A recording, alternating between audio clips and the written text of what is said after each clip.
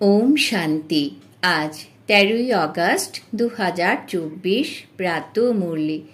বাবা আজ বলেছেন, মিষ্টি বাচ্চারা, যোগের দ্বারা তত্ত্বগুলিকে পবিত্র করার সেবা করো, কারণ যখন তত্ত্বগুলি পবিত্র হয়ে যাবে তখন এই সৃষ্টিতে দেবতারা পা রাখবেন।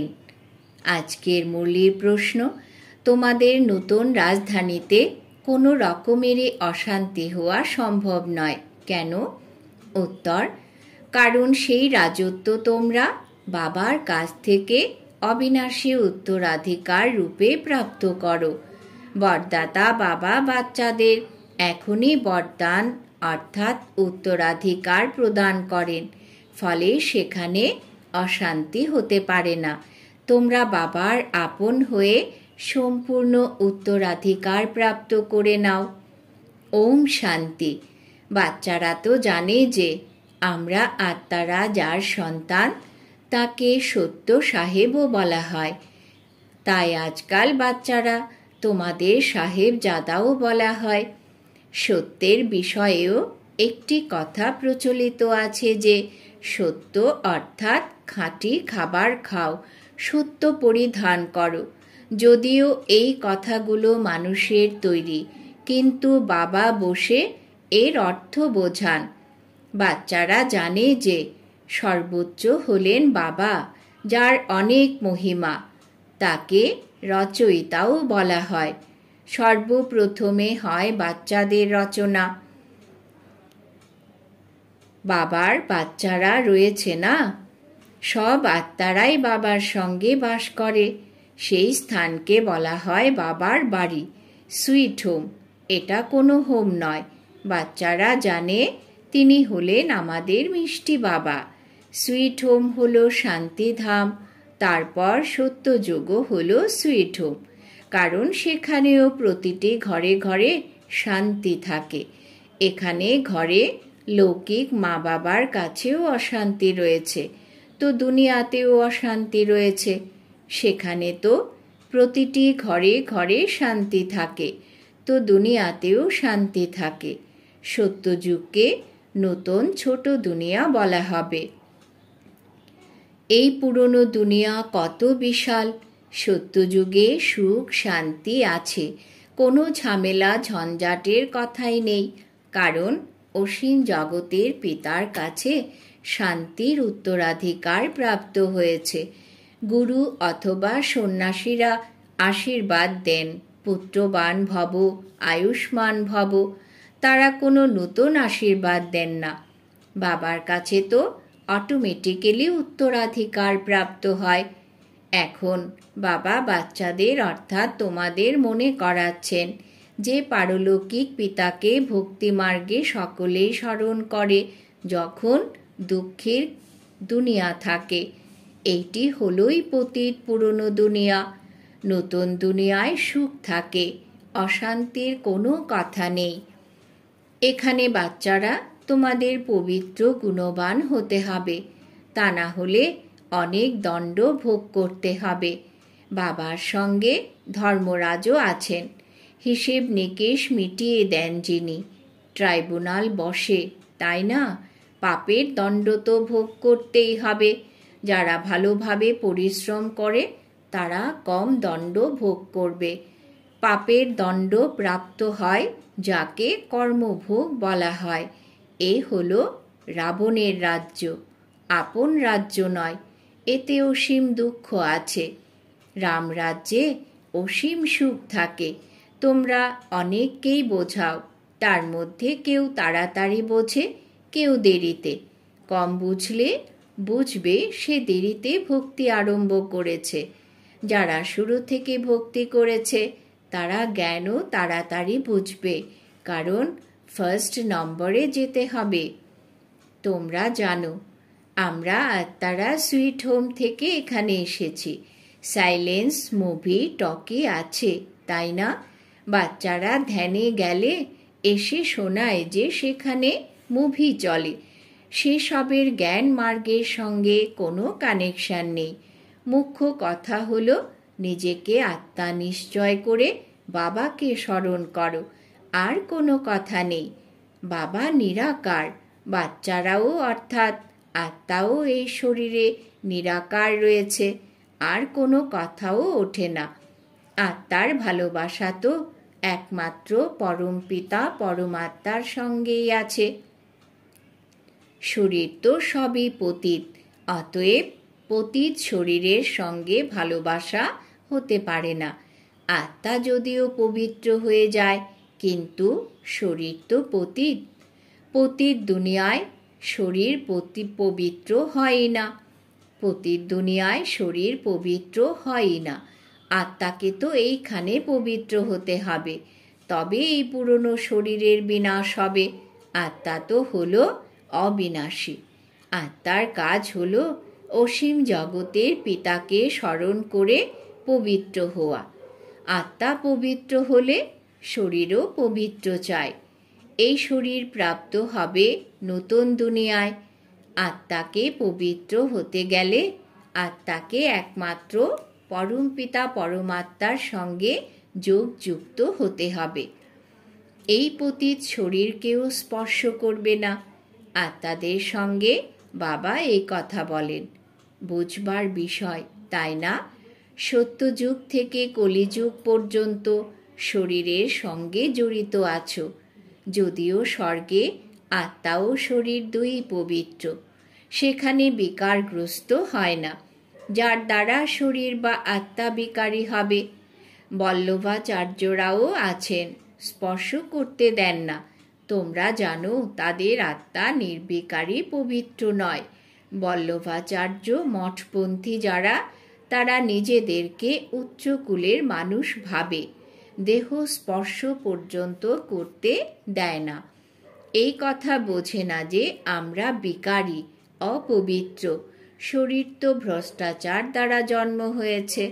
এই সব কথা বাবা এসে বোঝান। আত্মা পবিত্র হলে শরীরও পরিবর্তন করতে হয়।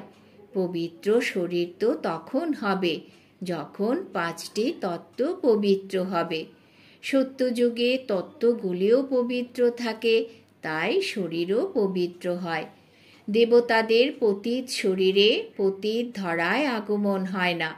দেবতাদের আত্মা ও শরীর দুই পবিত্র থাকে, তাই সত্যযুগে তাদের পদার্পণ হয়।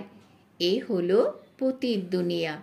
আত্মা নিজের পারলৌকিক পিতা পরমাত্মাকে স্মরণ করে। এক হলো দৈহিক পিতা, আরেক হলো অশরীরী পিতা। অশরীরী পিতাকে স্মরণ করে, কারণ তার কাছে এমন সুখের নিশ্চিত উত্তরাধিকার প্রাপ্ত হয়েছে যে স্মরণ না করে থাকা যায় না। যদিও এই সময় তমপ্রধান হয়ে গেছে, তবু সেই পিতাকে অবশ্যই স্মরণ করে। কিন্তু তারপর যখন উল্টো কথা শোনে যে ঈশ্বর হলেন সর্বব্যাপী, তখন বিভ্রান্ত হয়ে যায়। তারপরে এই কথাতেও বিভ্রান্ত হয়ে পড়ে যে মানুষ মানুষই হয়, মানুষ পবিত্র হয়ে দেবতা হয়, সে ধারণা কারোরই নেই। এইসব ভুলগুলো বাবা এসে বুঝিয়ে দেন।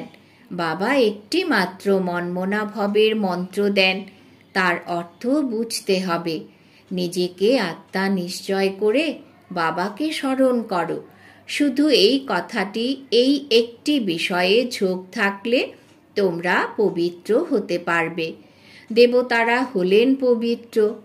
এখন বাবা এসে এমন পবিত্র স্বরূপে পরিণত করেন। সামনে মুখ্য উদ্দেশ্যটিকে রাখা হয়। যারা মূর্তি তৈরি করতে পারে, তারা মানুষের চেহারা দেখে তৎক্ষণাৎ তার মূর্তি তৈরি করে দেয়, এমন যেন সেই মানুষটি জীবিত সামনে বসে আছে। কিন্তু সেটি তো হলো জড় মূর্তি। এখানে বাবা তোমাদের বলেন, তোমাদের এমন চৈতন্য লক্ষ্মী নারায়ণ হতে হবে। কিভাবে? তোমরা এই পড়াশোনা ও পবিত্রতার আধারে মানব থেকে দেবতায় পরিণত হবে। এই স্কুলটি হলোই মানব থেকে দেবতায় পরিণত হওয়ার। তারা যে মূর্তি ইত্যাদি তৈরি করে, তাকে আর্ট বলা হয়। হুবহু এক চেহারা তৈরি করে। এতে হুবহু স্বরূপের কোনো ব্যাপার নেই। এগুলি তো হলো জড়চিত্র। সেখানে তো তোমরা ন্যাচারাল চৈতন্য হবে, তাই না? 5টি তত্ত্বের চৈতন্য শরীর হবে। এইসব জড়চিত্র তো মানুষের তৈরি করা, হুবহু সমান তো হতে পারে না, কারণ দেবতাদের ফটো তোলা যায় না। ধ্যানে যদিও সাক্ষাৎকার করে, কিন্তু ফটো বের করা যায় না। বলা হয় আমরা দর্শন করেছি। না নিজে চিত্র তৈরি করতে পারে, আর না অন্যকে দিয়ে করাতে পারে। নিজেরা এমন স্বরূপ তখনই পাবে যখন বাবার থেকে জ্ঞান অর্জন করে পূর্ণ হবে। তখন হুবহু কল্প পূর্বের স্বরূপে পরিণত হবে।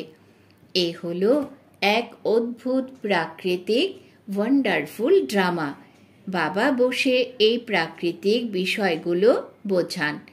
মানুষের তো এইসব কথা স্মরণেও থাকে না।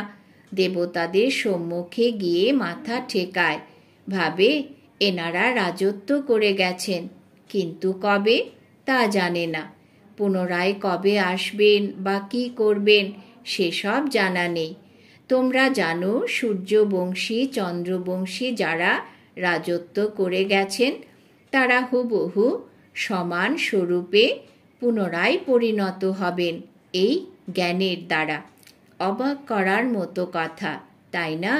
অতএব বাবা এখন বোঝাচ্ছেন এমন পুরুষার্থ করলে তোমরা সেই দেবতা স্বরূপে পরিণত হবে। অ্যাক্টিভিটি সব ওই রকমই থাকবে যা সত্যযুগ ত্রেতায় চলে। কত ওয়ান্ডারফুল এই জ্ঞান! এই জ্ঞান বুদ্ধিতে বসবে তখনই যখন অন্তর পরিষ্কার থাকবে। যখন অন্তর পরিষ্কার থাকবে, সবার বুদ্ধিতে এই জ্ঞান টিকবে না। পরিশ্রম চাই।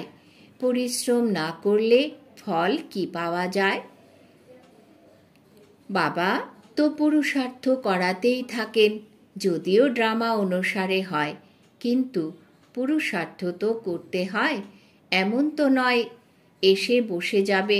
ড্রামায় থাকলে পুরুষার্থ চলবে, এমন জঙ্গলি চিন্তা অনেকের থাকে, যারা ভাবে আমাদের ভাগ্যে থাকলে পুরুষার্থ চলবে। আরে পুরুষার্থ তো তোমাদের করতে হবে।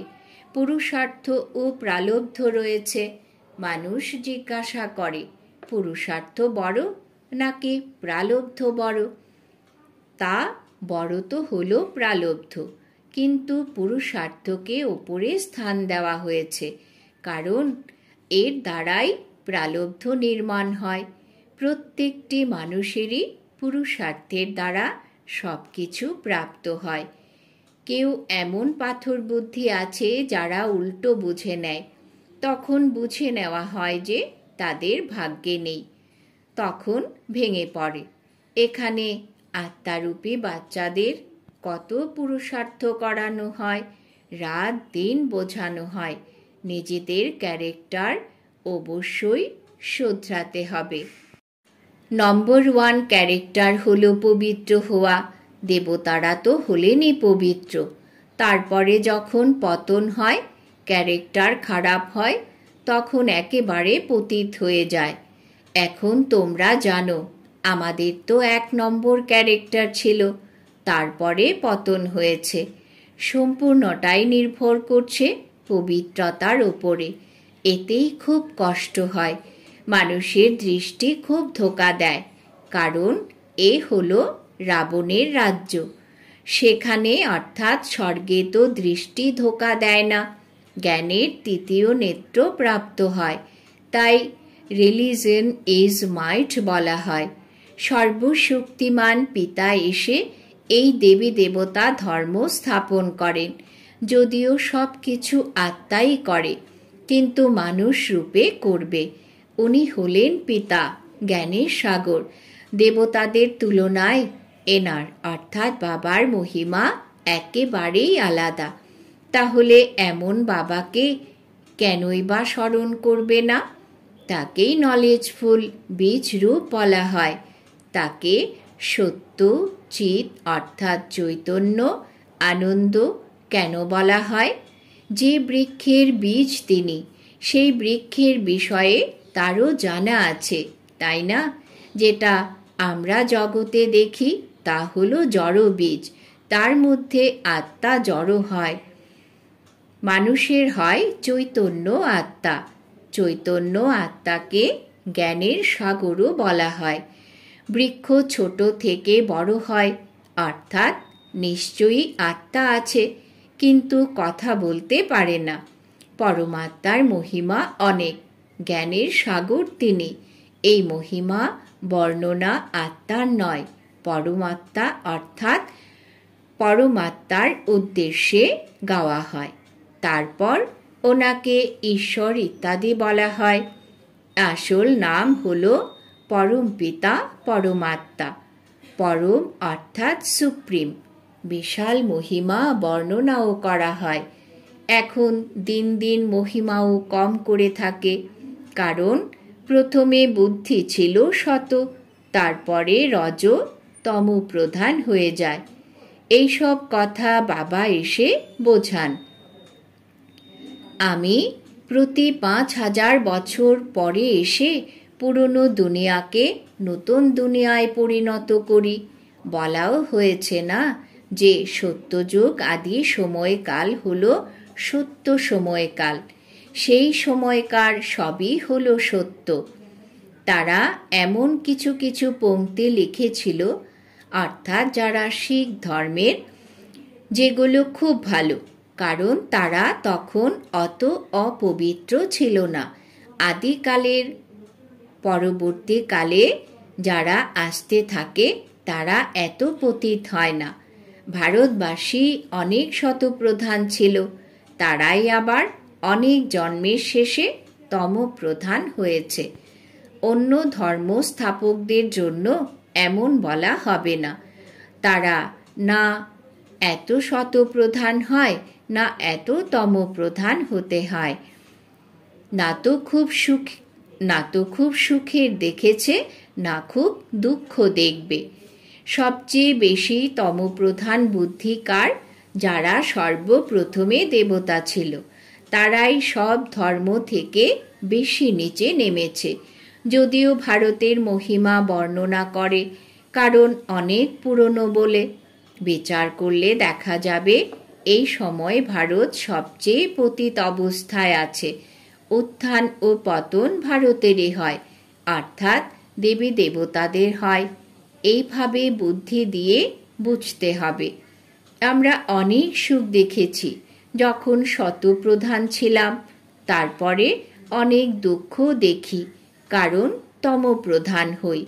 মুখ্য হলই 4টে দেবতা ধর্ম। ইসলাম, বাবা বলেছেন মুখ্য হলই 4টি: দেবতা ধর্ম, ইসলাম ধর্ম, বৌদ্ধ ধর্ম, খ্রিস্টান ধর্ম। বাদ বাকি এদের থেকেই বৃদ্ধি হয়েছে।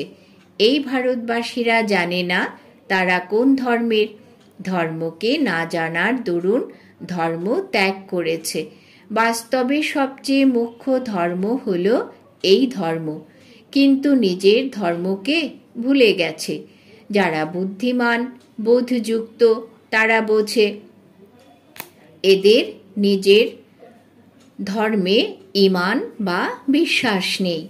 তা না হলে ভারত কি ছিল, এখন কি হয়েছে? বাবা বসে বোঝান, বাচ্চারা তোমরা কি ছিলে?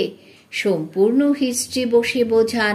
তোমরা দেবতা ছিলে, অর্ধকল্প রাজত্ব করেছ।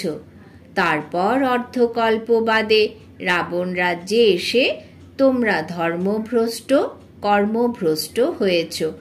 এখন আবার তোমরা দৈব সম্প্রদায়ের হতে চলেছ। ভগবান ওবাচ। বাবা এসে কল্প কল্প বাচ্চাদের অর্থাৎ তোমাদের বুঝিয়ে ঈশ্বরীয় সম্প্রদায়ের বানান। আচ্ছা, মিষ্টি মিষ্টি হারানিধি বাচ্চাদের প্রতি মাতা পিতা বাপদাদার স্মরণের স্নেহ সুমন আর সুপ্রভাত। আত্মাদের পিতা তার আত্মারূপী বাচ্চাদেরকে জানাচ্ছেন নমস্কার।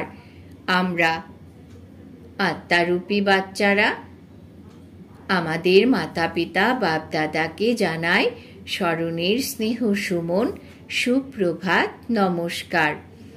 ধারণার জন্যে মুখ্য সার। 1 নম্বর, নিজের হৃদয়ের স্বচ্ছতার দ্বারা বাবার ওয়ান্ডারফুল জ্ঞানকে জীবনে ধারণ করতে হবে। পুরুষার্থের দ্বারা উচ্চ প্রালব্ধ বানাতে হবে। ড্রামার অজুহাত দিয়ে থেমে থাকবে না। 2 নম্বর, রাবণ রাজ্যে ক্রিমিনাল দৃষ্টির ধোঁকা থেকে সুরক্ষিত থাকার জন্য জ্ঞানের তৃতীয় নেত্রের দ্বারা দেখার অভ্যাস করতে হবে। পবিত্রতা হলো নম্বর 1 ক্যারেক্টার, সেই গুণই ধারণ করতে হবে। বরদান। বাবা আজ বরদান দিয়েছেন, ব্রাহ্মণ জন্মের জন্মকুষ্ঠিকে জেনে সদা খুশিতে থাকা শ্রেষ্ঠ ভাগ্যবান ভব। ব্রাহ্মণ জন্মের জন্মকুষ্ঠিকে জেনে সদা খুশিতে থাকা শ্রেষ্ঠ ভাগ্যবান ভব। ব্যাখ্যা: ব্রাহ্মণ জীবন হল নতুন জীবন।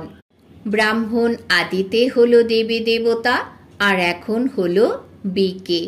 ব্রাহ্মণদের জন্মকুষ্ঠিতে 3টি কালই হলো ভালোর থেকেও ভালো। যেটা হচ্ছে সেটা ভালোই হচ্ছে, আর যেটা হবে সেটা খুব ভালো হবে। ব্রাহ্মণ জীবনের জন্মকুষ্ঠি সর্বদাই ভালো, গ্যারান্টি রয়েছে। তো সদা এই খুশিতে থাকো যে স্বয়ং ভাগ্য বিধাতা বাবা ভাগ্যের শ্রেষ্ঠ রেখা অঙ্কন করে দিয়েছেন, নিজের বানিয়ে নিয়েছেন। স্লোগান: এক রস স্থিতির অনুভব করতে হলে এক বাবার সাথে সর্বসম্বন্ধের রস আস্বাদন করো। এক রস স্থিতির অনুভব করতে হলে এক বাবার সাথে সর্বসম্বন্ধের রস আস্বাদন করো। আজকের সমান আমি শ্রেষ্ঠ ভাগ্যবান আত্মা। ওম শান্তি।